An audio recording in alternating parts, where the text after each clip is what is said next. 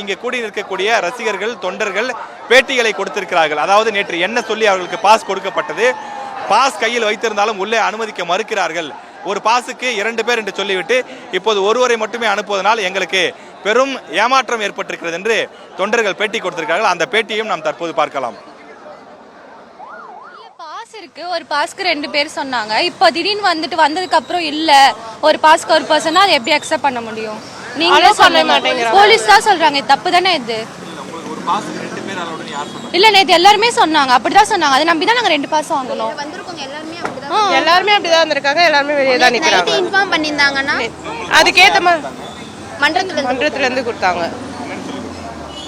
ஒரு பாஸ்க்கு 2 பேருன்னு சொல்லி கொடுத்தாங்க. ஒரு பாஸ்க்கு 2 பேர் சொல்லி கொடுத்தாங்கன்னா சரி ஓகே நாங்களும் 2 பாஸ் வாங்கிட்டு வந்தோம். இப்போ இல்ல ஒரு பாஸ்க்கு ஒரு பர்சன் சொல்றாங்க. ஆனா ஒரு பாஸ்ல 2 பேர் போடுன்னு சொன்னாங்க. 2 பேர் வந்துட்டாங்க. இப்ப திருப்பி பார்த்தாங்க ஒருத்தவங்க தான் போடுவாங்க, ஒருத்தவங்க தான் போடாம போறவங்க திருப்பி வீட்டுக்கு போடுவா. அதனால சொல்ல வேண்டியதுல நாங்க ஆளுக்கு 4 பேருக்கு 2 டோக்கன் வச்சிருக்கிறோம். ஆனா இவங்க இப்ப என்ன சொல்றாங்க, ஒரு ஆளுக்கு ஒரு டோக்கன் தான் உள்ள இருந்தா நாங்க அலோ பண்ணுவோம். நேற்று வரைக்கும் ஒரு டோக்கனுக்கு 2 பேர் சொன்னாங்க. இப்போ இப்படி சொன்னா நாங்கள் டோக்கன் வாங்கினவங்களும் அதான் சொன்னாங்க. இப்போ என்னன்னா ஒரு டோக்கனுக்கு ஒரு ஆளு தான் ரொம்ப தெத்துறாங்க. நாங்கள் ஒரு டோக்கன் வச்சு 2 பேராச்சும் விடல. எங்களுக்கே இந்த நிலைமை, டிரான்ஸ்ஜெண்டர் ஆன எங்களுக்கே இந்த நிலைமை, வர லேடிஸ் பாய்ஸ்க்குலாம் என்ன நிலைமை?